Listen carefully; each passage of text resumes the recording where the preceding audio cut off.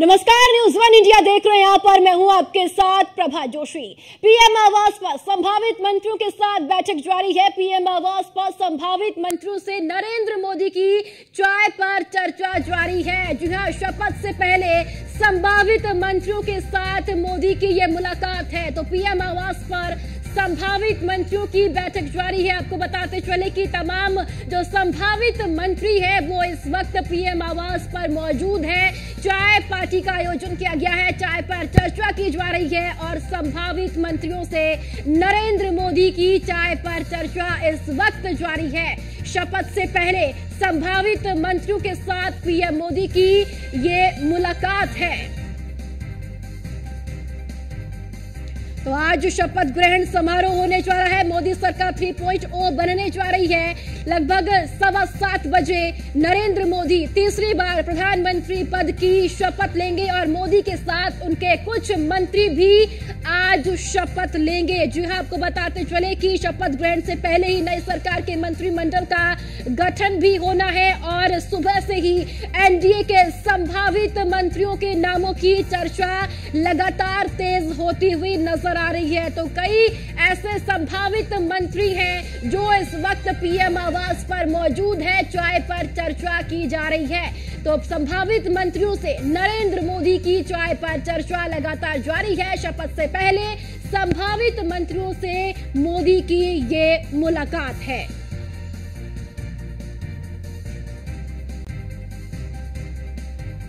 तो आज शाम 7:15 बजे नरेंद्र मोदी फिर से तीसरी बार प्रधानमंत्री पद की शपथ लेंगे और कई ऐसे मंत्री हैं जो शाम को आज पीएम के साथ शपथ लेंगे। तो आज का दिन ये बेहद महत्वपूर्ण है। एनडीए के साथ साथ पूरे देश भर के लिए भी बेहद ही महत्वपूर्ण आज का ये दिन है।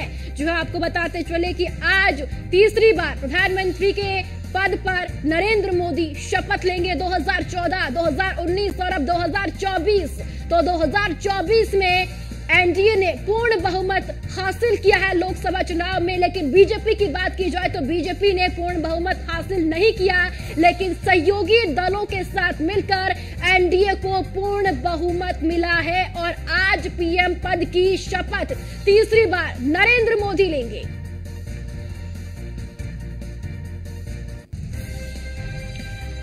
और चलिए ज्यादा जानकारी के साथ Hemant Kewalia assistant editor news room से हमारे साथ जुड़ चुके हैं। हेमंत जी, चाय पर चर्चा जारी है, संभावित मंत्री पीएम आवास पर मौजूद है, कई ऐसे नाम हैं जो बड़े नेता हैं, फिलहाल वो इस चाय की चर्चा पर नहीं पहुंचे हैं। क्या संदेश, क्या मैसेज चाय की चर्चा के साथ साथ दिया जा रहा है एनडीए की ओर से?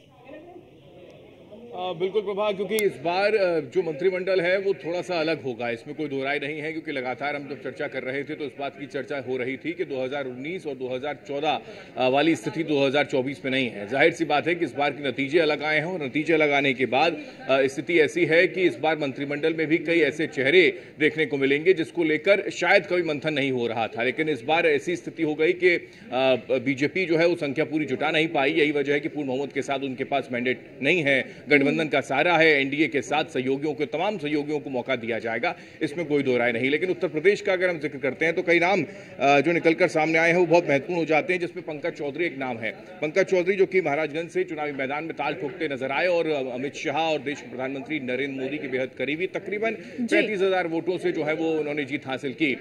उनको एक बार यहाँ पर यह स्थिति है जो अभी संभावना निकलकर सामने आ रही है कि उनको मौका मिल सकता है। सहयोगियों की अगर हम बात करते हैं, क्योंकि सहयोगियों पर ज्यादा फोकस है, आरएलडी की बात कर ली जाए या फिर अनुप्रिया पटेल का जिक्र कर लिया जाए, क्योंकि वो एक ही सीट उन्होंने जीती। आरएलडी का 100% स्ट्राइक रेट है, दोनों की दोनों सीटें उन्होंने जीती हैं, तो उनको वहां पर एक जगह जरूर मिल सकती है मंत्रिमंडल में और अनुप्रिया पटेल को जगह मिल सकती है मंत्रिमंडल में। अभी कुछ देर पहले हमने एक जानकारी अपने दर्शकों तक दरअसल पहुंचाई थी, जिसमें अनुराग ठाकुर का नाम भी निकलकर सामने आ रहा था कि उनके पास फोन नहीं पहुंचा है। गजेंद्र सिंह शेखावत का नाम निकलकर सामने आ रहा था कि उनके पास भी फोन नहीं पहुंचा है। अगर राजस्थान की बात करते हैं तो वहां पर कई ऐसे नाम नाम है जिसको लेकर अभी भी मंथन जो है अर्जुन मेघवाल, क्योंकि पहले कैबिनेट में भी वो थे, एक बार फिर से उन पर मौका जो है उनको दिया जाएगा मंत्रिमंडल के, क्योंकि हम सीसीएस का अगर जिक्र करते हैं प्रभा, तो उसमें बहुत महत्वपूर्ण हो जाता है कि इन 4 जो मंत्रालय हैं वो किसी और को नहीं दिए जा सकते, यानी कि सहयोगियों पर इस पर एतबार नहीं किया जा सकता, भरोसा नहीं किया जा सकता। यही वजह है कि अमित शाह हो,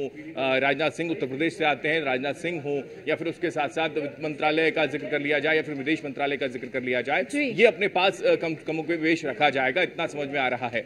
लेकिन उत्तर प्रदेश में कई बड़े बदलाव इस बार इस वजह से भी हैं क्योंकि उत्तर प्रदेश की स्थिति इस बार वैसी नहीं है जैसी 2014 में थी, जैसी 2019 में थी। 2014 और 2019 में 9 मंत्रियों को मौका दरअसल दिया गया, लेकिन इस बार ऐसा नजर नहीं आता है। कमोवेश अब ये स्थिति है कि 4 से 5 नाम हो सकते हैं कि निकलकर सामने आए, जिसमें जितिन प्रसाद, पंकज चौधरी का जिक्र मैंने किया, अनुप्रिया पटेल का जिक्र मैंने किया, और ऐसे राजनाथ सिंह, क्योंकि वो तो सीसीएस में है ही। तो ये जो नाम है वो उत्तर प्रदेश से कम दिखाई दे रहे हैं। लेकिन इन सबके बीच बिहार की बात कर लें या फिर अगर हम बात करते हैं टीडीपी के कई चेहरे जो हैं वहां पर देखने को मिल सकते हैं, और इसको लेकर ये स्थिति भी कल से ही देखने को मिल रही थी कि कई ऐसे सांसद होंगे, कई ऐसी पार्टियां हैं जो बार्गेनिंग करने में जुटी हुई हैं, और यही वजह है कि उनके लिए कहीं ना कहीं अच्छे मंत्रालय उनको मिलने चाहिए, उनके मन मुताबिक मंत्रालय होना चाहिए। लेकिन फिलहाल जो स्थिति है, अभी तक जो तस्वीर क्लियर हुई है उसमें कौन कौन आवास पर पहुंचा है, चाहे पर जिनको बुलाया गया था उसमें सर्बानंद सोनोवाल पीएम आवास पहुंच चुके हैं, बीएल वर्मा पहुंच चुके हैं, अमित शाह, क्योंकि अमित शाह को लेकर भी अटकलें थी कि सरकार के सिपाहियों के तौर पर सीसीएस में वो होंगे या फिर नहीं होंगे, वो भी जो है वो सीसीएस में रहेंगे, क्योंकि अमित शाह का एक बड़ा रोल रहा है 2019 में अगर हम बात करें। हालांकि 2024 में तो खैर चाणक्य नीति जो है वो इस बार देखने को नहीं मिली, क्योंकि वो फ्रंट फुट पर आकर संगठन को मजबूत करने के लिए जिम्मेदारी उनके पास नहीं थी, जेपी नड्डा के पास थी। लेकिन 19 और 14 की जो स्थितियां बदली उत्तर प्रदेश के अंदर, तो वो बदली हैं अगर किसी ने, तो वो अमित शाह ही है।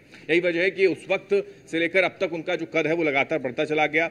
जैसा कि मैंने जिक्र किया, पंकज चौधरी, राजनाथ सिंह, मनोहर लाल खट्टर, हरियाणा की अगर हम बात करें तो मनोहर लाल खट्टर और राव इंद्रजीत सिंह, जो कि थोड़ी नाराजगी उन्होंने, आपने अगर देखा हो 2 दिन पहले एक बयान भी निकलकर सामने आया था कि अति आत्मविश्वास में हम रहे, यही वजह है कि हमारा मार्जिन बहुत ज्यादा नहीं रहा और हमारे हरियाणा प्रदेश के अंदर हम 5 सीटों पर ही हमको संतोष करना पड़ा। तो ये जिक्र उन्होंने भी किया, तो उनको भी मौका दिया जा सकता है। इससे पहले भी उनको केंद्रीय राज्य मंत्री बनाया गया था, लेकिन एक बार फिर से राव इंद्रजीत को मौका मिल सकता है। मनोहर लाल खट्टर क्योंकि मुख्यमंत्री थे और अब करनाल सीट से चुनावी मैदान में उतरे और अच्छे खासे मार्जिन से वो जीते, तो उनको भी मौका दिया जा सकता है। हालांकि मंत्रालय कौन सा होगा ये तो अभी स्पष्ट नहीं। जितिन प्रसाद का जिक्र मैं कर रहा हूं क्योंकि जितिन प्रसाद अच्छे मार्जिन से पीलीभीत से चुनावी मैदान में जीते हैं, और सबसे महत्वपूर्ण बात यह है कि वो बड़े चेहरे हैं, कद्दावर चेहरे हैं।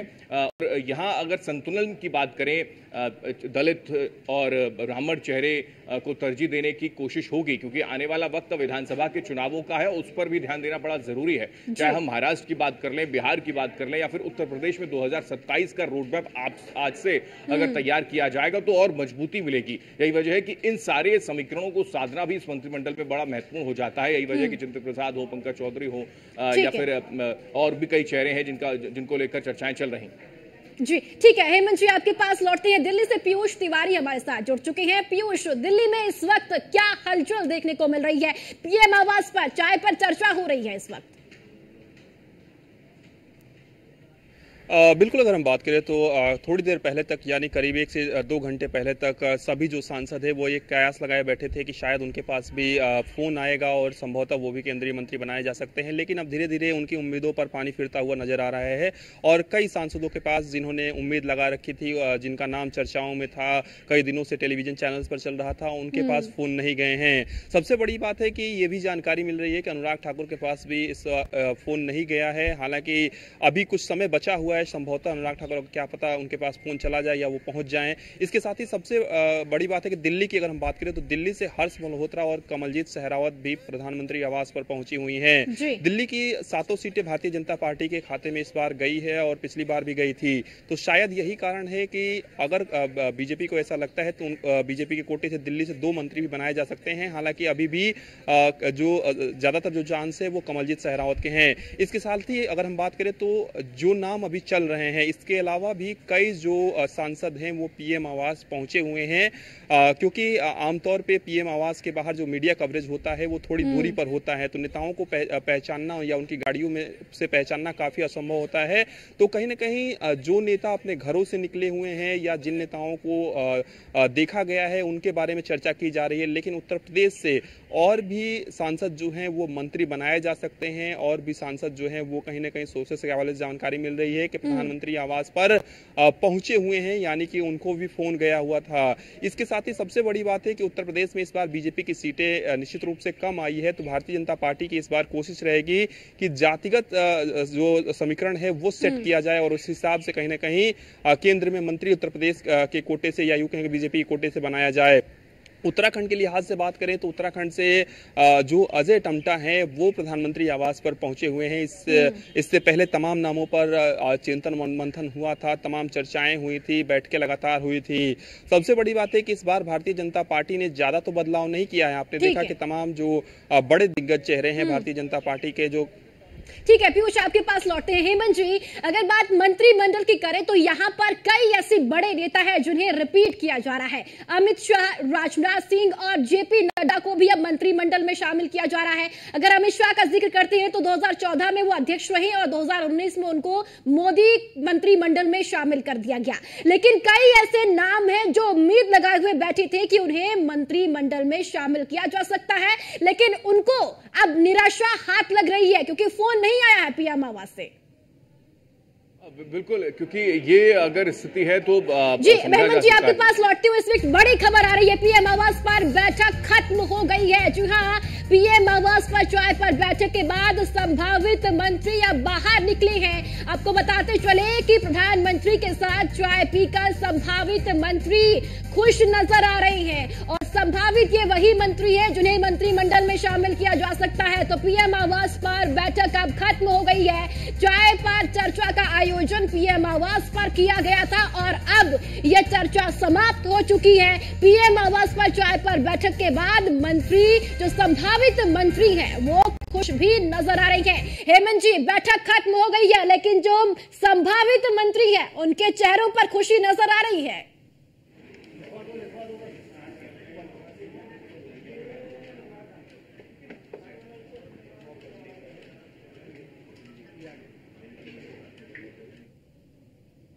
हेमंत जी, आप तक आवाज पहुंच रही है?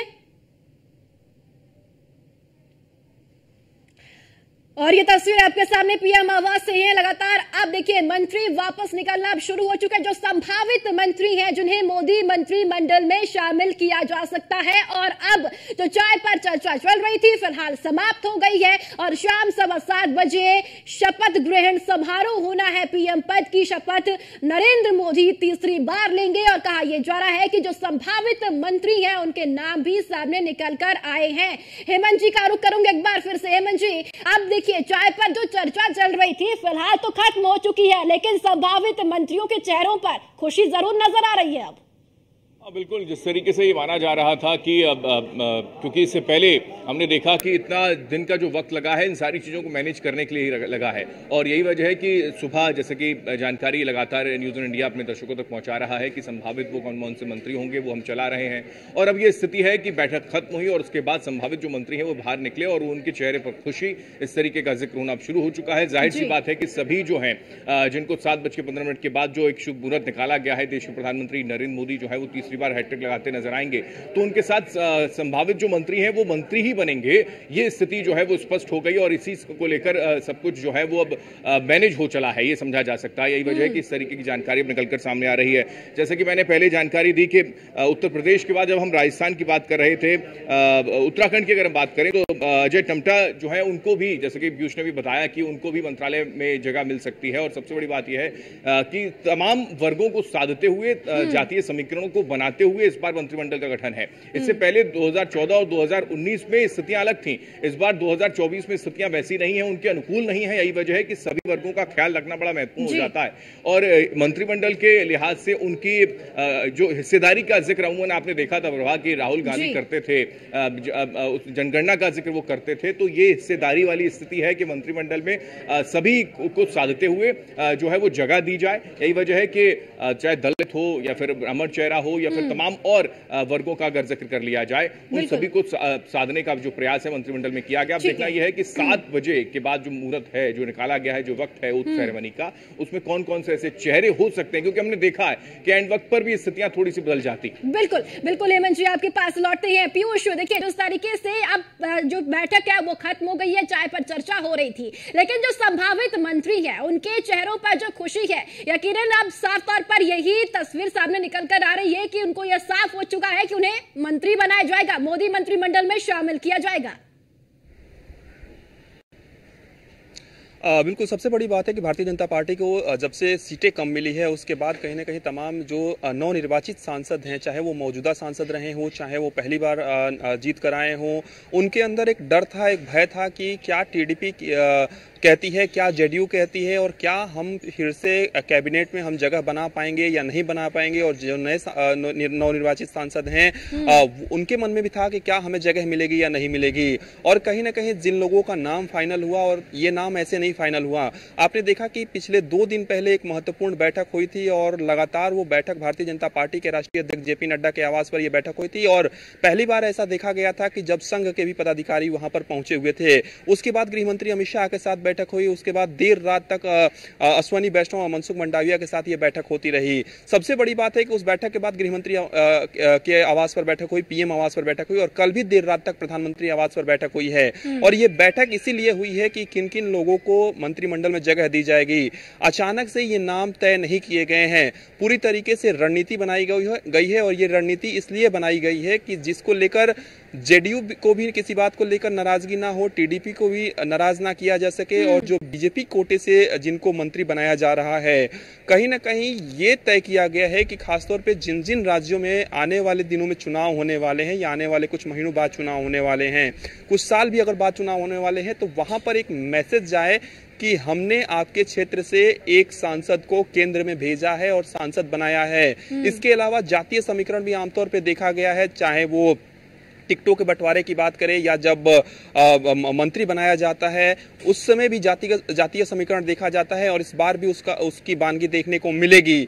हालांकि जो नाम प्रमुखता से उत्तर प्रदेश के लिहाज से चल रहे हैं, इसमें और भी नाम ऐड हो सकते हैं, यानी कि और भी जो सांसद हैं वो शपथ ले सकते हैं। इसके साथ ही उत्तराखंड के लिहाज से अगर हम बात करें तो आमतौर पर देखा है आपने कि एक ही जो मंत्री है केंद्र में वो बनाया जाता है, तो संभवतः जो अजय टम्टा है चूंकि वहां पे पहुंचे हुए थे प्रधानमंत्री आवास पर, और जो लोग जिन सांसदों को प्रधानमंत्री आवास इस समय बुलाया जाता है तो लगभग ये तय रहता है कि उन्हें मंत्री बनाया जाएगा। इसके अलावा अगर हम बात करें तो जिन लोगों को मंत्री बनाया जाना है वो पूरी तरीके से लिस्ट तैयार है, पूरी तरीके से उनको बुलाया गया है और कहीं ना कहीं उनसे चर्चा भी की गई है।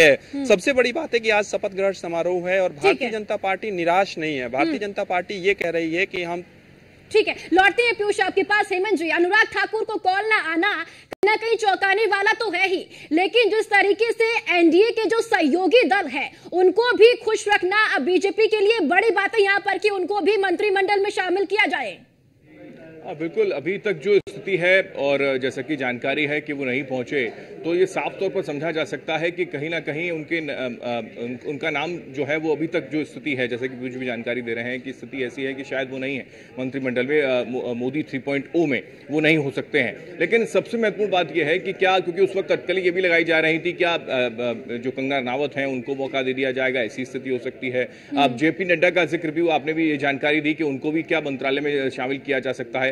तो ये बहुत महत्वपूर्ण हो जाता है कि हिमाचल प्रदेश के अंदर कितनी वेटेज मिलने वाला है, किसको जो है मंत्रालय में जगह दी जा सकती है। लेकिन जैसा कि मैंने जिक्र किया, आने वाला जो वक्त है वो चुनावों के लिहाज से बड़ा महत्वपूर्ण है और यही वजह है कि तमाम वो एनडीए के तमाम वो दल जो किसी भी तरीके से न छूटे न जाएं, उनका ख्याल पहले, प्राथमिकता उनको पहले दी जा रही है और यही वजह है कि इस तरीके के समीकरणों को साधते हुए ही मंत्रिमंडल का गठन होता हुआ नजर आता है। वजह है कि जो डिमांड रखी गई कमोवेश उस तक पहुंचने का प्रयास किया। पहले ये स्थिति थी कि 4 सांसद पर एक मंत्रालय दे दिया जाएगा, लेकिन अब ये स्थिति निकलकर अब सामने आई है कि 5 सीट पर जो है एक मंत्रालय दिया जा सकता है। ऐसी स्थिति चाहे वो टीडीपी को लेकर हो, जेडीयू को लेकर हो या फिर एलजेपी को लेकर हो। यही वजह है चिराग पासवान, क्योंकि बहुत महत्वपूर्ण वो चेहरा है बिहार प्रदेश के अंदर, और खासकर देश प्रधानमंत्री नरेंद्र मोदी को लेकर वो खुलकर कई मर्तबा बोला करते हैं। और यही वजह है कि रामविलास पासवान जब थे तब भी उन्होंने ये स्थिति रखी थी कि नरेंद्र मोदी को ही सहयोग करते नजर आते थे, और यही वजह है कि इस बार उनको इसका फल मिलेगा,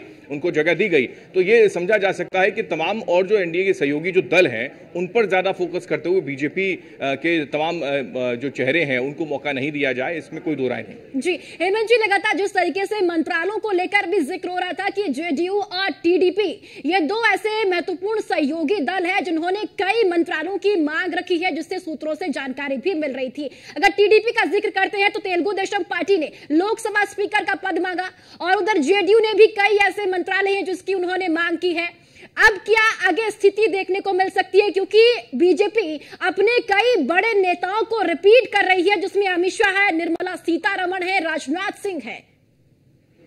हाँ बिल्कुल, क्योंकि ये तो होना ही था। सीसीएस का जो जिक्र मैंने किया वो बहुत महत्वपूर्ण है, और वो मंत्रालय बहुत महत्वपूर्ण होते हैं। यही वजह है कि किसी तरीके से इसमें कोई कंप्रोमाइज ना किया जाए, इतना भी कमजोर होने की जरूरत नहीं है। ये अंदेशा और ये मैसेज देने का प्रयास दरअसल उनकी ओर से किया गया है। तो ये समझा जा सकता है, चाहे वो क्योंकि निर्मला सीतारमण को लेकर ये स्थिति थी, क्या वाकई उनको मौका फिर से मिलेगा या फिर नहीं। लेकिन वित्त मंत्रालय जिस तरीके से उन्होंने संभाला उसके लिहाज से उनको ये हो सकता है कि एक बार फिर से मौका मिलता हुआ नजर आए।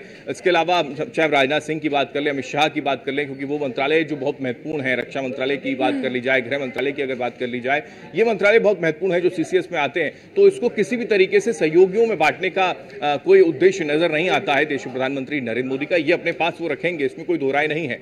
यही वजह है कि जो पुराने चेहरे हैं, जैसे कि आपने कहा कि उनको रिपीट फिर किया जा रहा है, तो वो इन्हीं में सेट करने का प्रयास होगा। लेकिन कई ऐसे चेहरे हैं जो मंत्रालय में पहले थे, लेकिन वो उत्तर प्रदेश के लिहाज से अगर हम देखें तो वो खुद जनप्रतिनिधि के तौर पर वो चुनकर नहीं आए, तो फिर मौका उत्तर प्रदेश में उनको नहीं मिलेगा, जाहिर सी बात है। और यही वजह है कि 9 पहले मंत्री हुआ करते थे, उनकी संख्या घट जाएगी, 4 या 5 कमोबेश होती नजर आती है अभी तक की जो सूचना मिल रही है। तो मुझे लगता है कि यही वजह है कि यहाँ थोड़ा सा फर्क अगर जो पड़ रहा है, तो फिर वो सहयोगियों में बांटने का प्रयास किया जाएगा। चाहे वो बिहार में जेडीयू को बांटने का प्रयास किया जाए, चाहे वो क्योंकि एक सीट, जितन राम मांझी का अगर जिक्र कर लिया जाए, एक सीट है हम की, लेकिन उनको भी मौका दिया जाएगा, ये भी स्थिति है। मैंने मध्य प्रदेश का जिक्र किया, सबसे महत्वपूर्ण प्रदेश, क्योंकि यहाँ पर क्लीन स्वीप कर दिया बीजेपी ने, और वहां पर 2 चेहरे जो है वो तो कम से कम फिक्स होते नजर आ रहे हैं। हालांकि शिवराज सिंह चौहान को लेकर अटकलें हैं कि वो होंगे या नहीं। दूसरा अगर हम जिक्र करते हैं ज्योतिरादित्य सिंधिया, क्योंकि उससे पहले जो मंत्रालय उन्होंने संभाला था, बखूबी संभाला था, तो एक बार फिर से उनको मौका दिया जा सकता है। राजस्थान में गजेंद्र सिंह शेखावत का नाम चर्चा में था, लेकिन फोन नहीं उनके पास आया, तो उनका नाम नहीं माना जा रहा। अर्जुन मेघवाल जो पहले से है चेहरा, जो मोदी मंत्रिमंडल में पहले से रहे, पुराने कद्दावर चेहरे हैं, तो उनको मौका दिया जा सकता है। ये स्थिति है कि कहीं ना कहीं पुराने चेहरों पर भी भरोसा रखना महत्वपूर्ण है, और उसके अलावा सहयोगियों, क्योंकि उनकी संख्या कम है, इस वजह से सहयोगियों का साथ देना भी जरूरी है। सहयोगियों को भी खुश रखना बेहद जरूरी है, और बीजेपी के लिए ये बड़ी यहाँ पर विचार करने वाली बात है कि जो सहयोगी है उनको भी खुश करने के लिए यहाँ बीजेपी कोशिश करती हुई नजर आ रही है। फिलहाल बहुत बहुत शुक्रिया आपका हेमंत जी, और पीयूष आप हमारे साथ बने रहिएगा, आगे भी आपसे जानकारी